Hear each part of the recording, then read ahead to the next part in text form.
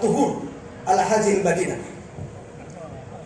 هذه مدينة في غاية الجمال وأحب أهلها وأنتم شعب عظيم.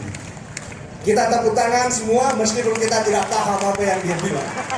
Artinya beliau mengatakan kota ini sangat indah dan dia sangat menyukai. Tesnya lagi, Pak Prof Dustin, apakah Bapak bisa berbahasa Indonesia?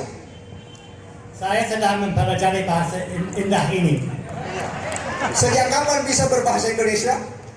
Saya bermula mempelajari bahasa Indonesia tahun 1993, sewaktu saya menginjak Indonesia pada pertama kali. Luar biasa. Orang Barat bisa berbahasa Indonesia dan bisa berbahasa Arab. Sekarang apa kemampuan bahasa kita semua di sini? Ya.